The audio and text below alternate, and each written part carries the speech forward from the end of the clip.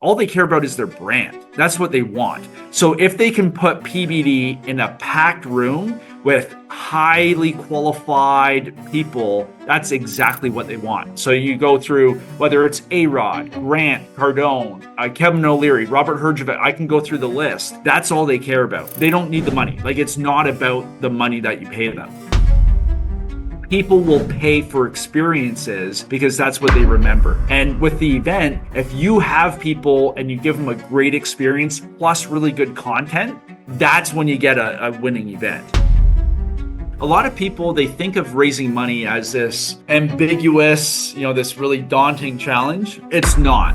So I think the very first thing somebody has to do is they have to. The key with the Canadian market for raising capital is you have to be able to tap into registered funds. So like, real estate is just a vehicle. So don't get too focused on everything has to be real estate, because that's not what people care about. They care about the result of the real estate, not the real estate itself. You're pretty good with the money you're making right now. Why are you pushing yourself to go to the moon? Well, the reason is, for a long time, I felt like I was not living up to my full potential. And then I went through a really, really rough period in my life where I lost everything and had to start from scratch again. And now I never want to go back to the way it used to be. And that's what's driving me now.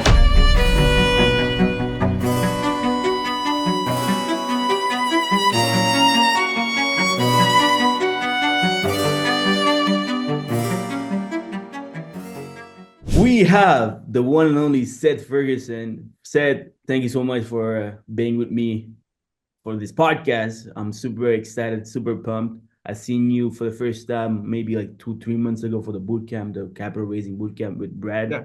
which I had him in my podcast as well. I had a blast. There was so much information that was shared. Made some friends. Like Brad, we had a podcast. Crazy. Thank you so much for being here, Seth. Really, really appreciate it. Yeah, no, I'm really excited. You're doing some cool stuff. So I can't wait to get into it. I'm trying, man. I'm looking at the guys on the other side of Canada, Yeah, I'm like, if those guys can do it, let's do it. Let's do it, something similar here in, exactly. Yeah. like, it's crazy how, like, the first thing I want to talk to you about is the event, right? The multifamily event, which you done twice, if I'm not mistaken, or No, we're about to head into number four. number four. I'm sorry, Yeah, number yeah, four, man. number You four. still want to do this? Uh, See these gray hairs? I tell everybody these gray hairs are from events. It's awesome, like I saw a few of your podcasts just to prepare myself, and I just your conversation about the event, how it's a lot of work, a lot of stress. You were talking about how stressed you were, and every time you do it, I'm pretty sure you're the type of person who always want more, more, more. So it's like a new new zone, right? So always in an uncomfort zone. I could say that, right? Yeah. So how was the experience? Like what's the major experience you gained from the first to the fourth one? Oh, so much. Well, you know this, right? Because you run an event yourself. So the first event, huge learning curve, because I never run events before. It was my first one. Mhm. And I decided, okay, well, coming out of COVID, with all the lockdowns, I remember do you want to get into the story of the event too? Please, please. I want Yeah. to. Okay, cool. So what happened was, lockdown started. Nobody was on the streets. It was when everybody was too scared to go outside. And I decided, I was watching Shark Tank with my fiance. And Kevin O'Leary was just grinding this guy on the valuation of his business. So I turned to Darcy and I said, I'm going to have Kevin O'Leary speak at a conference. And that was the start of the conference. I'd never run an event before. I'd never done a conference. I knew nothing. All I knew was I wanted Kevin O'Leary speaking at a real estate conference. And that was the start of it. That's the story. And yeah, and so I learned very, very quickly. So within a couple days, I had Kevin on board and interested. Then, because we had COVID and all the lockdowns, no venues were letting me in because everybody was closed. So there was only one venue that would sneak me in the back door because they were still working when they weren't supposed to. So we were sneaking into the venue to do checks. And then, nobody was buying tickets. We were 6 weeks away and nobody was buying tickets because they were scared of another lockdown because we had just had the second lockdown. And it was really, really stressful, but we got it off the ground. We were the first major event back in the country after COVID. And yeah, it was a success. We had like 1,000 people, and then that was the start of our journey with the multifamily conference. Yeah, give me a second. So you never done a conference and you decide to do just after the second lockdown and you Yeah. had 1,000 people at your first conference. That's impressive. Yeah, yeah, it was pretty crazy, but yeah, I no experience, which was probably a good thing, because this is the thing I've learned with events. Everybody runs events. Well, I would say most people run events, and they all look the same. Because if you're an events person, that's what you're used to, so you just run it that way. We had an advantage because we weren't looking at the event as an event person. We were looking at it from the outside. And, a lot of events have asked me to consult and help with them with their own events because they saw how quickly we grew. We went from zero to 1,000 and 2,500. Like we grew really fast. And I really believe that if I had the event experience, we would have grown a lot slower because in our mind, we would have been doing things like everybody else. But we just made it up as we went, and we learned and we experimented, we made mistakes, but it's worked out really well for us.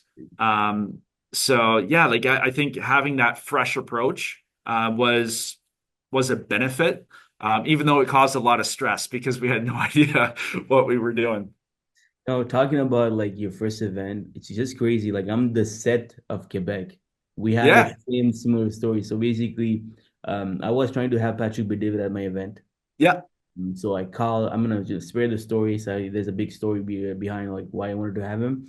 So I wanted to have him on a podcast. He said no. Like you gotta get to $1 million. He never says no like without giving you any explanation. He's the type yeah, of guy who tell you no, but he's gonna challenge you. So he said get to $1 million per podcast, and I can do a podcast with you. I'm like, yeah, what the heck? Like I go back to Quebec and I just think about what he said. I was pumped in the beginning because I'm always stubborn, just like you. I'm like, I'm gonna make it. I'm gonna make it happen. I go back. I'm like, here, give me a second. I do my podcast in French. It's niche to brokers, realtors, and mortgage brokers. hmm There are 18,000 brokers in Quebec, 5,000 mortgage broker. I'm never gonna get there. So I have this amazing genius strategy where if I can bring him in my conference, everyone's gonna pay for it. I will have the exclusivity access yeah, DVD, right? And I call his right hand Mario. I tell him, listen, I have yeah. But we know Mario. Mario, Yeah, right? It's a great yeah, guy. So I'm like, hey Mario, I want to do an event. I want to bring PBD to Montreal. Can you make it happen? He said, yeah, absolutely, buddy. Like, how many people are you expecting? I didn't do the math. Like at that, I said in that time, I said like, maybe like 500,000 people. yeah, I'm not sure, but no, I'll make it happen. His PBD is here. I'm going all in, right? He's like, perfect. Do you have the money? I don't have the money, but I said, yeah, I do. I have the money. I can arrange the money. It's yeah, $150,000 in that time, US, all right? yeah, And he's like, okay, buddy, okay. How many conferences have you done? Then that question killed me because I never done a conference. I yeah. said, no, I had to tell the truth. I said, I never done a conference, but I have a big team behind me. Like I have a big audience through my podcast. We can make it happen. Here's what he says. He said, Serjan, like, even though you have the money, we won't risk to bring PBD and you don't sell an event. There's only Mhm. 200 people out of 500. We can't risk that. Yeah. They're not about money. They're about like more than that, right? But that pissed me off. So I said, you know what? I'm gonna prove them wrong. Made it happen. 900 people at my event. Yeah. First event for first time. I had Ryan Serhan as hmm the main speaker, Daniel G as another speaker, Tatiana Nondono, who's pretty big here in Quebec as a realtor. Made it happen. A lot of people underestimated my capacity, but Mhm. they were amazed when they got into the event, all the lighting work.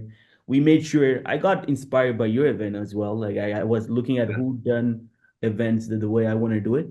And I was Not many people. not That's many the thing. people. No, nobody does it like that, or Nobody does almost it like nobody. Yeah. and I used to go to the States to attend to events, right? So Mhm. the whole storyline about my event is that's how I sold it is I don't have any experience. I can't show any footage. So I sold them through my storytelling. So I Yeah. said Canada is not known to do events like that, more Quebec.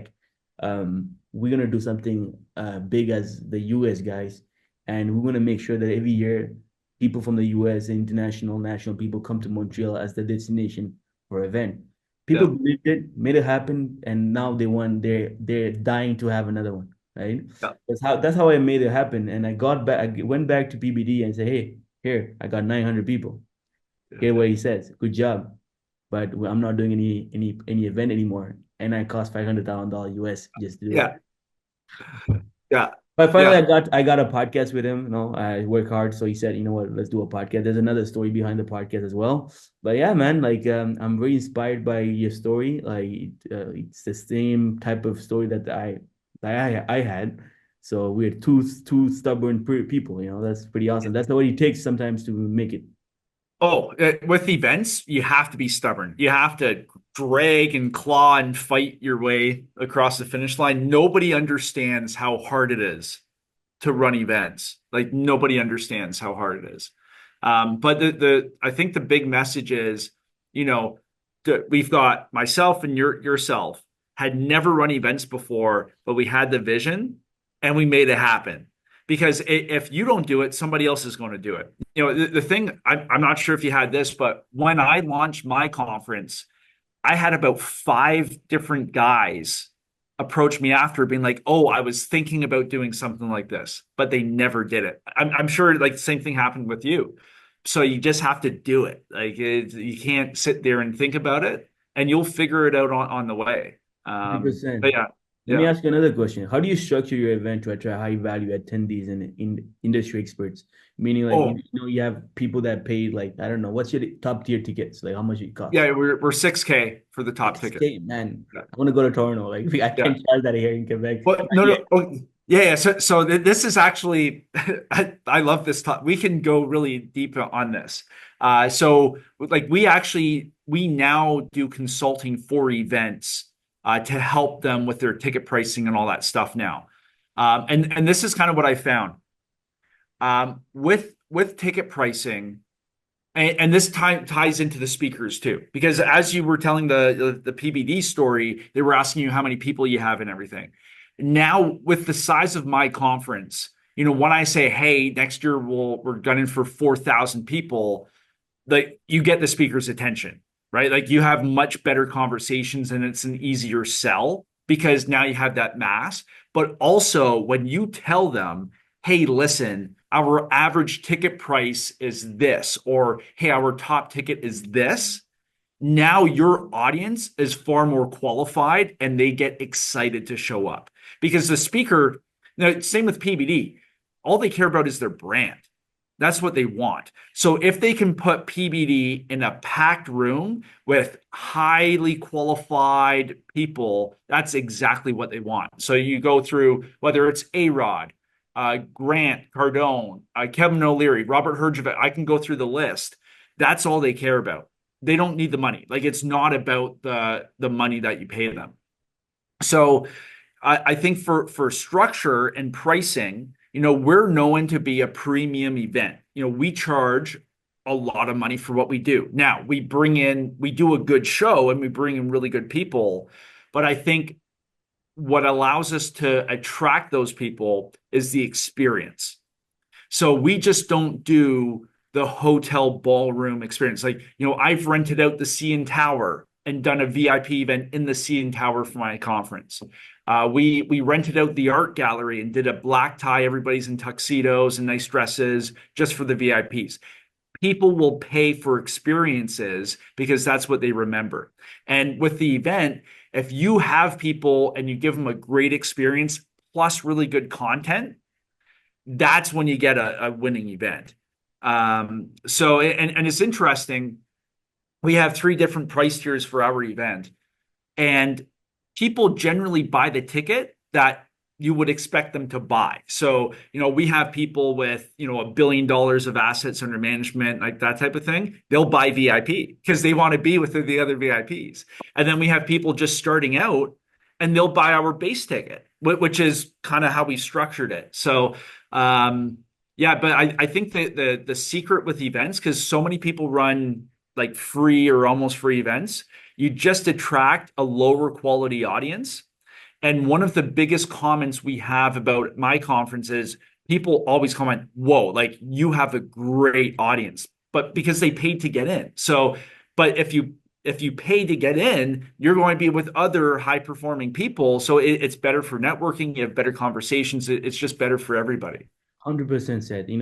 What I like to say, somebody told me this maybe a couple of years ago. Rich people, they're looking for experience. That's why I never got it. Yeah, I don't come from a rich family. I made yeah, my money by working hard. So I got that now. I'm looking for experiences. Like I don't mind paying a $300 plate, for a restaurant. I never got that concept of paying like $400, $500 Nobu, for the same food I could get at maybe $100, but that's yeah, the experience. Rich people are looking for experience. That's why rich people buy exotic cars or they go to exotic events and they go to art events, museum and stuff like that, golf, cigars and other that kind of stuff, right? yeah. And the way I got PBD or Ryan Serhan is by paying the top tier tickets at conferences in the US, and now I got the attention of the organizer. Like then Yeah. I asking questions. That's how I got in touch with PBD. That's how I got in touch with Neil Home, many people. Same for you. Like I paid the top tier ticket to be at the boot camp so I can have access to you because if I don't support you, I'm asking something in return. Hey, why don't you come into my podcast? You'd be like, who the heck are you? Like like he never done anything for me. Now Yeah. that I had paid something and I was close to you, now I get your attention, and then after that it's all about the closing, right? For sure. For sure. And like, and this is the thing with events, right? Every event I go to, I always buy the most expensive ticket because I want to be around the other people who buy the most expensive ticket. I don't understand why somebody would still do all the time, the effort, the investment of time to go to an event, but not buy the most expensive ticket because that's who you're going to meet. So yeah, like you did absolutely the right thing because when you pay for the top ticket, you're just exposed. You get more access. Well, for top tickets, people will buy the top VIP ticket for one of two reasons. It's either access or status. They either want access to people or they want to be seen as the VIP. Those it's one of two reasons. And access, that's where you make your money. Because now you're connected, like you said, with all the people, you get the network, all of that type of stuff. 100%. And like especially in our business, like real estate, raising money, it's all about having a lot of connections. You can tap Yep. into one person who can change your life pretty much. You know, Oh, yeah. he has maybe a couple of millions of dollars. He's dying to invest, but you're the guy who can bring him leads, and boom, voila, you just change your life. And it's just crazy how events can really change some people's life. That's one of the reasons why we do this, right? Oh, yeah. People call, like on the other side of this wall is our sales team, right? People call in and they share their stories about how they came to the event 2 years ago and now they've changed their life because now they own X amount of real estate and now they've been able to retire their wife and stuff like that. It's powerful. But then the other thing is, from your side, is you, the person running the event, now you control the stage. And now other people will approach you because now you have an asset you can leverage. So, running my conference, it changed my life. We get, partnership opportunities, we get pitched all the time because you control something valuable. And I'm sure the same things happen to you, but that's the power of events, right? It's a stage to get your message. It's a broadcast center.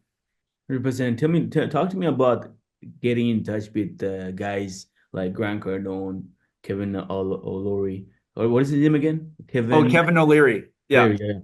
Kevin yeah. O'Leary, A-Rod, all those guys. Like because every one of those guys, you need to have a different approach, different context to get at them. I'm trying to like go for Alex or Mosey. God, Yeah, Jesus. Hermosi's kind of tough because he like now he's running his workshops as well Yeah. at his acquisition.com headquarters. But yeah, and then he wants to stay within his bubble. 100%. I just need one conversation, and that's all I needed. Like one-on-one conversation, and I got him right. But it's Yeah, just the way I can get him is just like I gotta. I'm still thinking about it, how I can do it. yeah. But yeah, tell me, like, what's your story behind like getting those high value conference speakers? Yeah, yeah. Well, I think the first year we lucked out with Kevin. Now, obviously, I'd never run an event before, so I was selling the idea and what we were looking to do. And at the time, nobody thought COVID would be as long as it was. So we got him committed. But the next year, so with Grant, I just called the office. And Really? but the I'm interesting taking thing notes right is, now. Like I gotta do the same thing for Alex, I guess. yeah. Well, the thing is, because when we talked with them, they already knew about our event from the last year. So because like we're in the space, they're kind of watching. So we were already on the radar, and they were like, yeah, like we know exactly what you're doing. So just let us know. So that made it easy. And then with A-Rod, Grant and A-Rod are buddies, so it's hey, like Grant's coming, they want to come too, so that kind of helped. Um, yeah, but every speaker is going to be different. Every speaker has a different process. So sometimes they force you to go through their speaker bureau, so they'll have an exclusive agreement. Sometimes they do it in-house. Like we've had, Jordan Belfort, Robert Herjavec, A-Rod, and everyone does it slightly differently. So you kind of have to learn what like who the speaker is, how they operate, and then you can kind of, you Have you know, ever thought about like what happened if they don't show up? Like that's my worst nightmare, right? So oh yeah, that's my I've imagine like you're selling out an event and you're putting Grant Cardone as the main speaker, and this guy doesn't show up. Like what's gonna happen? Like have you ever thought of that? Thought about that? well, there's actually insurance you can buy for that. Okay, I'm not okay. sure if you knew that. I maybe I don't know. Yeah. So there's actually insurance that you can buy for that covers that type of stuff. But no, I've never had any concerns. Our biggest challenges have been speakers being late. Um, we had one instance where the speaker's driver forgot to pick him up because he thought it was the day after. So we had a speaker waiting, and his personal driver, not us, but like his staff member, messed up the schedule. So this one guy had to hop in his own car and drive himself to the venue, so he was late. So you're on stage, and then you have the monitor, and then they're like, oh, so and so is late, stall, and then you have to just talk more until they get there. And then we had another speaker. He was flying in on his jet, and then he ran into a passport issue at the border when he landed, so he was late.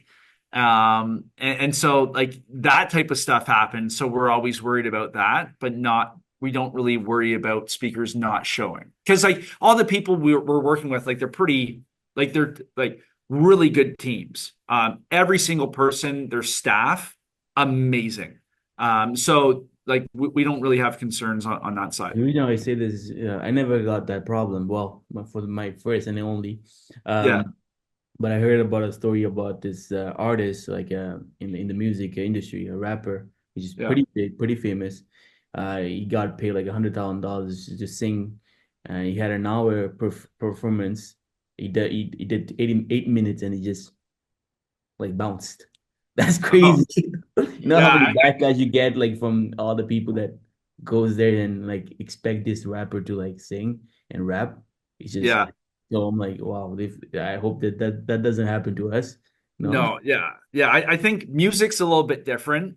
and plus, the speakers that we go after, and we've got some pretty big announcements to make in a couple months for next year's conference with Really who we've excited. got. But yeah, they're coming, like they represent their brand. And so if they show up and leave and stuff, like it hurts them, because they're public figures. So they come, like every speaker we've dealt with has been really good. They want to deliver value to the audience. They want to do the best job they can. Like they're always asking questions about how, who's in the audience, what's the best topics, that type of thing, because they want to deliver because it helps them. They're just focused on brand building, like we talked about before. That's so they just want to boost their brand. How about like pricing, right? Because these guys, they go all in, right? Like I never thought, like before getting into the event business, that it's so expensive. As expensive as like bringing a rapper, a music icon like Jay-Z, 50 Cent, all those guys, whom sometimes they're much cheaper than a business conference speaker. And like I don't get the concept because for me, like you're going as a business speaker in an event of 1,000, 2,000, 3,000 people, even if you don't charge much, but you're gonna get some sales, you're gonna get some followers, you're gonna sell your product, so it just makes sense. But these guys, they're not scared to like charge really high. Yeah, very, very expensive. Well, you were just mentioning PBD. We can talk after this about pricing with PBD and stuff. But yeah, no, but essentially you're buying their brand. That's what you're buying. So for instance, my first year we had Kevin O'Leary. The fact that we had Kevin O'Leary gave a first year event instant credibility. So when you're going after sponsors, when you're selling tickets, they're like, oh, Kevin O'Leary. Same with you with Ryan Serhant, right? Well known in the space. Oh, he's got Ryan. Oh, like this must be a legitimate event. Because the fact is, a lot of events they struggle, and and if they don't have that anchor, that big name, there's no credibility. People will be attracted to those celebrities, and so if we're building an event to be successful and we just have a bunch of less popular people who nobody knows, nobody's going to show up. So we have to have that celebrity. But yeah, the cost, it's an investment. So the way we approach it is we don't fit a speaker into the budget. We budget around the speaker because we know who we want and who the audience wants. We have a really good feel for it. So we get that speaker and then we build the whole budget around making sure we get that person. Awesome, and that's a great quote. You don't budget. How do you say it? You don't Yeah, we, budget. we, we don't budget we don't fit the speaker into the budget. We build the budget around the That's speaker because awesome. that's everything, right? So, last year, Robert Herjavec was really good. We had, Jordan Belfort, Wolf of Wall Street guy. Yeah. Elena Cardone came up as well. So we built the event around that. Grant and A-Rod, we built the event around that, because that's what draws everybody in.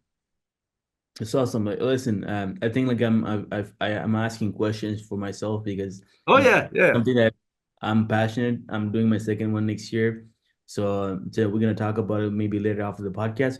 Let's dive into the raising money part, right? sure, yeah.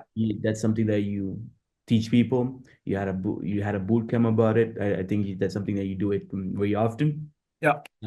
Is there anyone come? Is there anything coming really soon as a boot camp for raising money? Yeah, we're probably going to do one early next year, Okay, for another one. But yeah, I enjoy doing those. It's we're not dealing with thousands of people, so it's less stressful, and then you get to talk and interact with more people, right? Because with at the big conference, as soon as I go out on the main floor, I get like mobbed, and you can't really have good conversations. So with the workshops, it's a little quieter. You can talk, you get to know everybody, you can answer questions. So it's a little bit more fun. But awesome. yeah, early next year is the next one. Amazing. Well, people who are listening to this, maybe watch out for the next bootcamp. I was there, gained a lot of values, went back home and made some money. So you gotta Awesome. go there. So then my questions to you, Seth, is what advice would you give to someone just starting out with capital raising? How do you build trust with potential investors? So someone who doesn't have any experience raising money, he had some success investing his own money by buying real estate, but now he wants to like go faster. So the only way to do it is leveraging other people's money. Yeah, so you have to think of raising, a lot of people, they think of raising money as this ambiguous, this really daunting challenge. It's not. So I think the very first thing somebody has to do is they have to understand how much money is actually looking for a deal. Because when I first started investing in real estate, I thought I had to do it all on my own. So I would save up, buy property, save up, do another one. I didn't know there was money out there. What was it? Like $500 billion, like looking for a new home where it wants to, where they want to place the money. So once you understand that that you as a person with the deal is more valuable than the person with the money, because if you have a great deal and like the money's going to be attracted to that, and you have to approach it from a standpoint of abundance rather than scarcity. So if you're like, oh, I just need like two investors, oh, that's all I need. That's a scarcity mindset. You have to be thinking, oh, well, there's like $1 billion that I can tap into. I just need a small fraction of that. It's just a different way of thinking about it. Now, once you understand that, now we have to approach it from a sales system standpoint. So it's generate the lead, convert the lead, and fulfill. That's all we have to worry about. So we on the lead gen side, where do my investors hang out? What are they worried about? What are their challenges? What are their goals? What keeps them up at night? Once you understand that, now you can send messages out into the marketplace to attract them because it'll speak their language. Now you can have a conversation. At that point, you're in that conversion phase. So you're qualifying them, figuring out, oh, who might be a fit, who's not a fit. Now you're going to build the value and trust, and we can go into that a little bit. You're going to present the opportunity, and then you're going to close, and then you move into fulfillment. But you have to think about raising money as a business, as a sales cycle, not as some like special thing that only a few people can do. You just have to break it down. The I like to say that, like you said, there's $500 billion of money that's just waiting. Yeah, There's people like us, we're in a phase of, looking for money, where we're in a phase where we want to invest. But there's some people who made their money, they have millions of dollars, they're just dying to have another opportunity. There's money in their bank account just waiting. Like we are actually looking for money, they're actually looking for deals, yeah. opportunities. You just have to find them. The easiest way to do it is just by telling everybody that you're an investor. You have multiple deals and you're looking for money. As easy as that, right? Yeah, like on my YouTube channel, I'm not a famous internet guy. I have what, 8,000 people on my YouTube channel, 8 or 9,000, something like that. It's not big, but we generate investor leads from the YouTube channel. And we've had people where they built a business, they've exited the business, and like they've got 1 million, they got 5 million, like whatever. Like I was talking with one guy, really, really cool guy. He exited. It was in like the defense aerospace space. Like he was doing government contracts for the military. He's got 60 million bucks he needs to put somewhere. Like it's insane, and that's off YouTube. So that there's money out there. Like there's money looking for a home. That's crazy. What are the common mistake that you see real estate investors make when pitching to potential backers? Oh, so many mistakes. But number one, not doing discovery. And what I mean discovery is we have to ask the prospective investor a lot of questions before we even start talking about ourselves. So what amateur salespeople do is they hop on a call with an investor and then they just start talking about themselves and how good their company is and all the deals. We shouldn't be even mentioning that until we've spoken about 15, 20 minutes about the investor, what the investor wants, what they're looking for, what they've done in the past, what they liked about it, what didn't work out for them, what kind of deals might they be interested in, what are their expectations or risk tolerance. We want to understand them first. And once we do that, now we can start talking about ourselves. But so many people, they get on an investor call and they just start pitching. And that's the last thing you should do. You have to understand the prospect first before you even start pitching your product. What is he looking for? Like, what are the risks that he's comfortable? What type of apartments he's looking for? Yeah. Yeah. Well, it's like, hey, like, why are you even looking to invest? Why not buy stocks? Why not buy precious metals? Why real estate? Oh, for this reason, this reason. Okay, perfect. And, like down the road, like, what's your goal with your real estate portfolio? Oh, I want to be able to, fund my grandchildren's education. Oh, perfect. Like, you have to understand why somebody's doing it. Okay, well, tell me, have you invested in real estate before?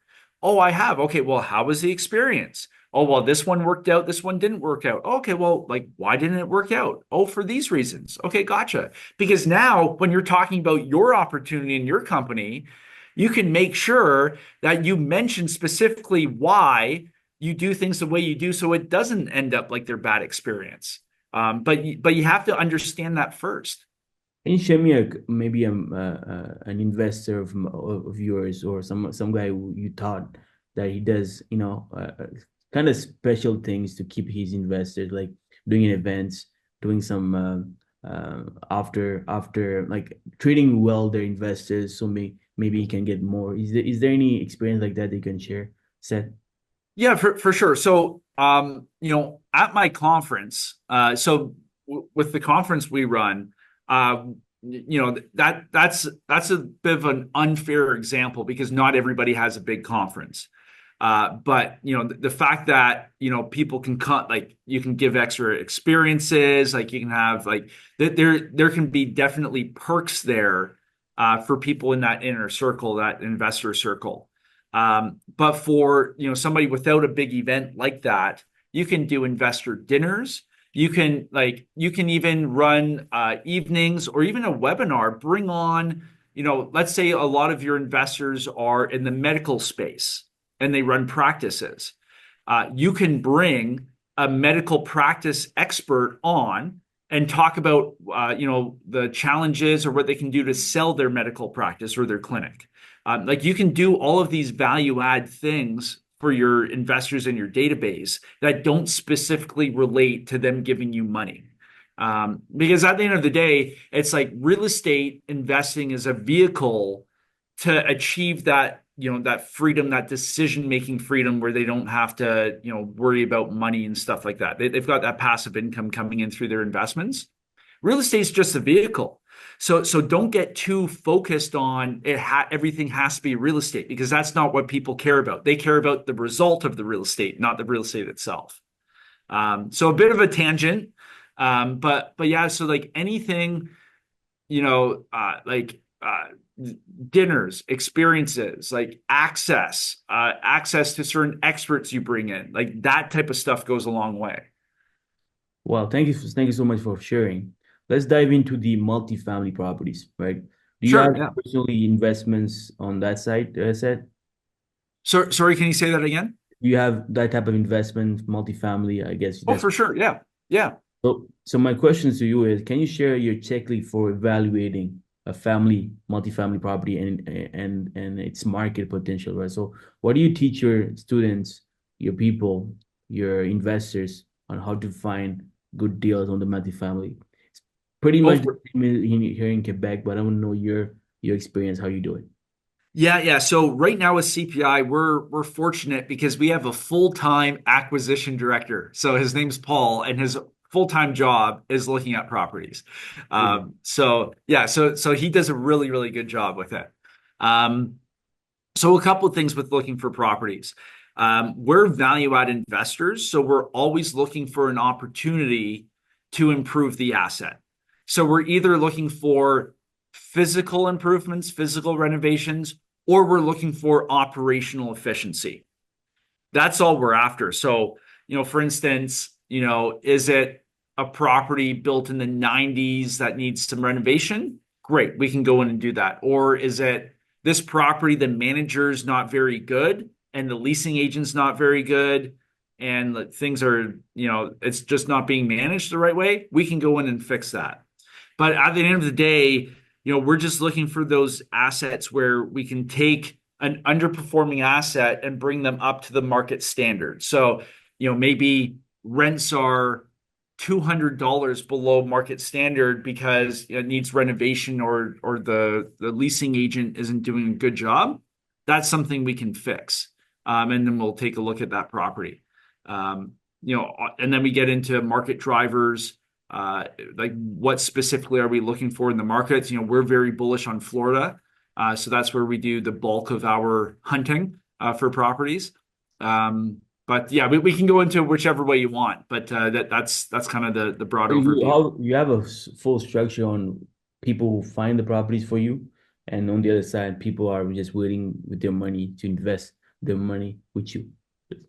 Yeah, so we've got, with the way we're structured, Paul runs the acquisition department. So he full time, like that's his job. Like he looks for new deals. That's all he does.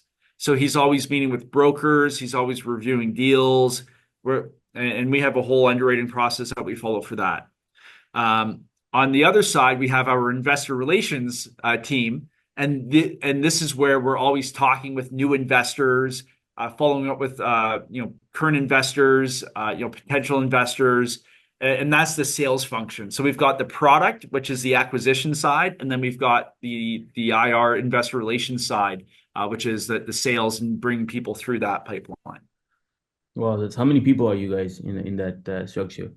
Yeah, so leadership, we've got four key people, and then we've got like staff below those four key people.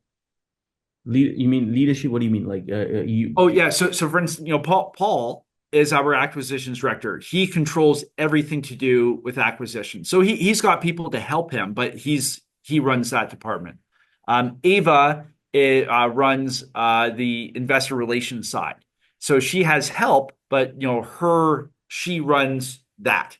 And August, he runs the co-GP, it's structuring, putting the deal together, and then I'm on the marketing, growth, business, vision side of that. So those are the four main people in the mix, and we all have different silos that we work in. Oh, you're like the lead magnet, and the rest of the people they're actually bringing the leads, making the deal happen. That kind of structure, right? Yeah, well, yeah. So like, everybody's got different strengths. So for instance, Paul, he comes from a very good construction building background. He used to build bridges.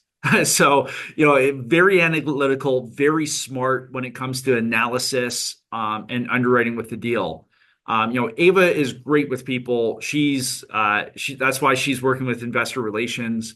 August is really good at piecing deals together, the structuring side, especially with cross-border, because we got the Canadian and US investors.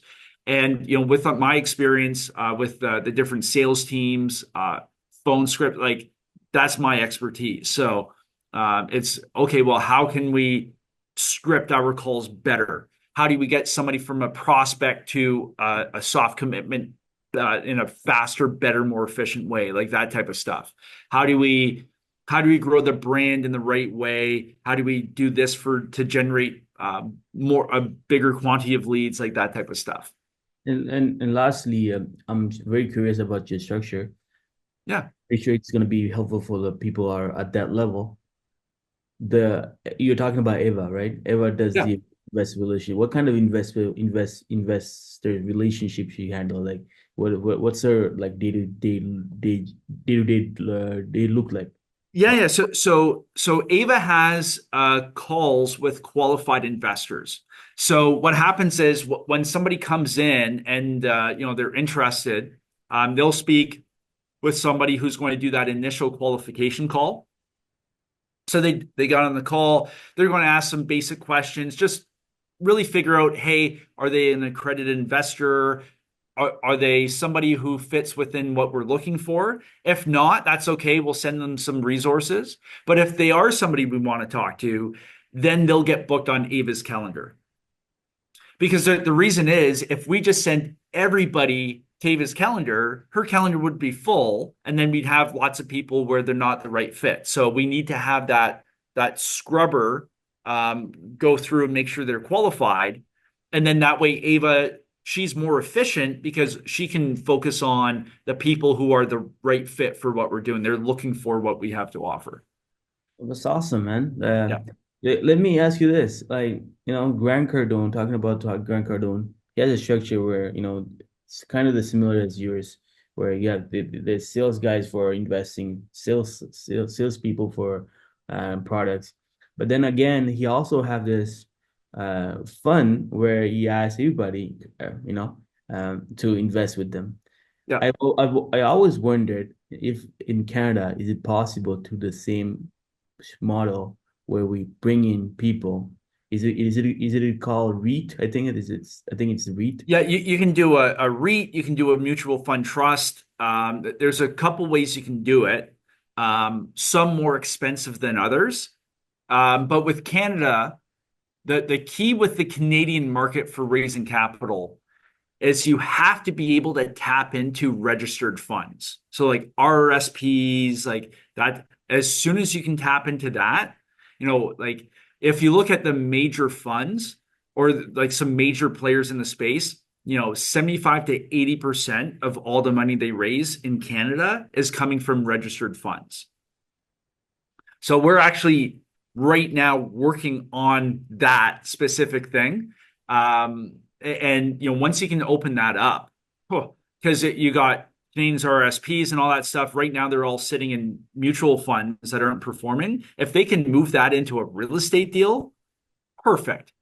So that's the secret to the Canadian market with raising capital. That's it. And then after that, the relationship you need to have is maybe like with financial planners who they're gonna work to invest their clients' money into your funds. Yeah, so with EMDs, and that's a whole different tap because once there's a couple good examples of large real estate companies that raise a lot of equity. If you can get on an EMD shelf with a couple solid EMDs, especially with the registered funds, because like people will go to the EMDs and say, "Hey, listen, I've got you know $10 million I need a place." What's an EMD for those who don't Oh know? yeah, an EMD is an exempt market dealer. So they're basically the best way to think about it is they're a real estate agent for investments. So, somebody goes to a real estate agent and then they see all the different properties. An EMD, a client will go to them, and then the EMD has different investment opportunities that they can direct that client to depending on what the client's looking for. Got you. Yeah. Okay, it's Yeah. pretty awesome. So you're working on that. I'm actually working on something similar to that, but on the mortgage private lending part, Mhm. private lending side. So MIC and MIC. Yep. So Yep. that's kind of this pretty much the same thing, but for the lending side, actually working on that. So I was very curious because the next step is going for the REIT, right? Yeah. That's awesome. That's awesome. Yeah, well, you're in the big players league. That's awesome, said. Yeah, we've got with CPI, we've got some really, really big goals for what we want to do in the next 10 years. And so we're working on it. And the tap of capital is a big part of that. Because if you don't have the money coming in, you can't scale. So we're putting a lot of effort into making sure we have the most efficient way. Like we want to be the most efficient, the best way for Canadians to invest in US real estate. Like that's our goal. So if any Canadian is saying, "Hey, I want to invest in the U.S. for real estate," like we should be the number one option for them. That's the Talking about target. US market, right? So Mhm. is it easy for a Canadian to buy properties? Like someone who doesn't know anything about like buying in Canada, in the US, sorry. What Yeah, are so how easy is it? Like, do you need to have like some kind of citizenship, it's like your visa to be able to do it, or you can go as a foreign investor and just go there? what yeah, so it depends what your intent is. It depends, like, if you're looking to buy a vacation property, ah, like everything's fine. Because you're buying a property for leisure. You can probably get financing through RBC. Like there's Canadian banks who have relationships, TD. You can use your Canadian credit to purchase in the US. It's all good. When we start getting into commercial, and you're actually building a business, that's when we get into visa requirements. We're fortunate with CPI. We've got a number of partners that live in the US. So they're boots on the ground. We just had the hurricane go through. So we had some damage on a property. So they're there. It makes it a lot easier. But in terms of the ease of investing, with us, a Canadian investor will send us a check that goes into our Canadian entity, and we take care of all of the paperwork. Like they don't have to do anything because we've structured in a way where we do like we take care of all the complicated stuff. So it's easy. The investor says, "Hey, I want to invest in your deal." Great. We sign the agreements, they wire the money, and we take care of the rest. Um, for on the passive side, if a Canadian wants to invest in U.S. real estate, a lot of other operators, it's very complicated, and that's what turns people off. But we've just found a way to make it really, really easy, and it's paid off. Well, that's awesome. Oh man, great. And which state it's the most interesting to invest right now? Is it Florida, like you were talking about Yeah, earlier? yeah, we're very, very bullish on Florida. Very bullish on Why Florida. why Florida is more bullish than in any other states? Is it because of how easy it is to get access to Florida? Like it's the 3 hour flight and you're there.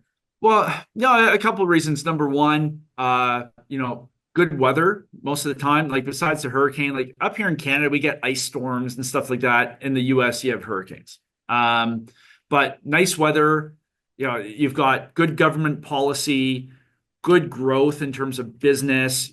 You're not, for example, California, you've got very restrictive government policy, high taxation. That's why you're seeing a lot of business leave California over the past number of years. Florida, they're working to improve business. So it's the opposite way. So we're happy, and we see a lot of potential in terms of growth of population, GDP growth, business growth, like all the drivers that we're looking for. And for those reasons, we're really looking to expand our footprint in a couple key markets in Florida. So that's what we're focused on. It's awesome. And finally, Seth, we're coming to the end of the podcast. So I just want to ask you some personal questions. Yeah, Sure. Yeah. more ambitious questions. So first one is, where do you see yourself in 10 years? You were talking about big plans. Like if we have to go in a time machine and go to the set in 10 years, where do you see yourself? Yeah. So in terms of real estate, we want to be on the top 10 list of private equity firms that own multifamily. That's one of the goals we have. So there's some big players on that list, but that's something we want to crack. But also from a company perspective, we've got our sales team on the other side here. I want to have an organization with 1,000 employees. And I've got some really, really big goals for this thing. And I think if I can do that, if I can support 1,000 employees and have them earn a livelihood, I can impact, millions of people. And that's what it's all about. No, you're crazy. You're crazy. And Yeah. tell me, what drives you? Like, why you want to do all that? Like, I'm sure you're pretty good with the money you're making right now. Why are you pushing yourself to go to the moon, go to the sun? Yeah, yeah. The reason is for a long time. I was yeah, I was in a relationship and I was in a spot where I wasn't happy and I felt like I was not living up to my full potential. And then I went through a really, really rough period in my life where I lost everything and had to start from scratch again. And now I never want to go back to the way it used to be. So, and that's what's driving me now. Plus, with my fiance and my son, I want to make sure I lead by example for my son. So if he, and I bring him out to all my conferences, he gets to meet, Grant and all these guys. So I want to show him that, if you have a big enough vision and you work really, really, really, really hard, you can do things. Because a lot of parents, they'll like talk and tell their kids what to do. I don't want to be the guy talking. I want to show what you can do. So my son has a big part of that too. And if you have to go back to the young Seth when he all started in the real estate business, you have to give him one advice. You hop into a time machine and you have to talk to him. You have 30 seconds to give him one advice that can maybe fasten his growth. What would that be? Yeah, I would slap myself and and yeah, I would slap myself and tell myself two things. Number one, um, don't focus on being a real estate agent, focus on being a real estate investor. And number two, don't focus on single family homes, start buying apartment buildings right away. Okay, okay. Now that's something interesting. So you were a real estate agent before? Oh yeah, yeah, yeah. That was We how I didn't got talk into real we estate. didn't, Yeah. we didn't talk about that. So how many years have you been a real estate agent? Oh yeah, well, I don't do it anymore. But yeah, I started when I got my license when I was 22. I think it Okay. was 22. And I was selling houses all the way up until my first conference.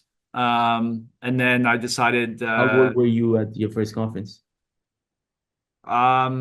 that was what, like let's call it 4 years ago was the first conference. Right? Okay. So Yeah. you start, okay, that's cool. That's awesome, man. We have the same path. Like I started mortgages at 22. I'm 30 right now. Got Yeah. into conferences, so it's pretty awesome. Yeah, And yeah. I'm Yeah, getting into like investments and stuff like that. So right now it's just like more focusing on, yeah, I do a lot of mortgages, but for more focusing on mortgages is like a bread and butter to get all those opportunities because you get those deal on your table, and then after that you can pick and choose. Hey, I can help you with the investing side. Hey, I can help you with the financing side. Hey, I can help you with the money side. You know. Yeah, yeah, exactly. And you learned faster than I did. It took me a lot longer to learn. So I'm 38 now, and so for me, all the way up to age 30, um, I was I was just doing that. I was a real estate agent. I was making good money, but that's all I thought. I thought that was what success was. But then it took me kind of losing everything to really understand what success really is. And so I wasn't happy, earning a couple $100,000 a year or whatever. Like that wasn't like I thought that was successful. It really wasn't. And once I went through that, now the vision is like way bigger, and that's what success is to me now. And So you confirm that in multi-res investing, going onto optimization, flips, and all that kind of stuff, bringing value to the asset, there's more money than a broker who makes 300 $400,000 by like breaking his back, working 9 to 9 every day nonstop for years, where you're always going for the next client. You don't have a residual, you don't have any kind of money in your bank account. You always have yeah. to go for the next client to make your money versus multi-res. Can you like tell me why it's multi-res if there's more money? Well, yeah. So Robert Kiyosaki has a good quote. He says, "Real estate agents work for tips. You're basically a waiter earning tips off the sale." That's so Now funny. that being said, so this is what I didn't. This is what I understand now. So if I could go back in time and I wanted to work as a real estate agent, as a broker, I would start building a real estate team from the start. So at least that way, you're running a business. You're not working for yourself, right? Most real estate agents, they're self-employed, and if they stop working, like their income stops. You have to build a business and a system. So the right way to do it, in my opinion, is you have your lead generation, you have a whole team that converts the leads, you have your reps under you that's actually working with the clients, and you, as the team leader, you're the one managing the team. You're running the team. I think that's the right way to do it if you want to work in real estate brokerage. Um, but yeah, with multifamily, you think about it, we were talking about all the money looking for a deal. Most of that money is not looking for houses, right? House investments. If you want to get into the big money where, you have family offices who can write checks for 10, 20, $50 million. I know a guy who's doing deals with Blackstone. So Blackstone and him have partnered on these apartment buildings, with a lot, tens and tens and like a lot of money. That's not going to come from a duplex or a triplex deal. Like that's going to come from buying, 1,000 apartment buildings, 1,000 apartment units. Like that. That's where the money is looking for a home. So the scale is just a lot bigger with apartment buildings. Awesome, man. That's so motivating. Thank you Yeah. so much for sharing. It means a lot to me. Well, for those who are interested to talk to Seth, how can they reach out to you, Seth? Is it by email, phone number? I'm pretty sure you don't give out your phone number anymore, but No, but sometimes people still find it and then we're wondering where they come from. But yeah, so best place for real estate or even events. I do live streams every single week where I go live 4 days a week talking about all this stuff. Yeah, yeah. So Monday we talk about real estate. Tuesday I talk about sales and marketing and everything we're doing with our sales team. Thursdays I'll talk about events and conferences, and then on Wednesdays we talk about female entrepreneurship. So that's on my YouTube channel. So just go to youtube.com/Seth Ferguson, and you can find the live streams there. We've got hundreds of videos on real estate and stuff like that. But yeah, we enjoy the live streams. We just started doing it, and we're starting to get more and more traction with the live stream. So pretty soon we'll have a pretty good that's crowd with awesome. it. And if someone listening to this, who's your potential buyer, like a client? Is it someone who has the money, who has the deal? What are you looking at right now? So, someone is actually your client, they can contact you. Yeah, for sure. So a couple, we can help a lot of people. So number one, if somebody has money that they're looking to invest in a deal passively, we can help them out. If somebody has a deal in Florida, that's an apartment building, that's between 100 and 350 units, let us know. We can definitely talk about the deal. But then also, we work with different businesses. Like I'll do one-on-one consulting with different businesses and people with what I've learned about branding, sales systems, marketing. And then we also consult with other events. So, conferences will come to me for help, and then we'll coach them, and our team will help them out too. So a lot of different things. But we've got some really good staff here who works on all my stuff, and we're able to help a lot of people. Awesome. Yeah. Guys, thank you for tuning in. This is Seth Ferguson. Thank you, Seth. All right. Thank you.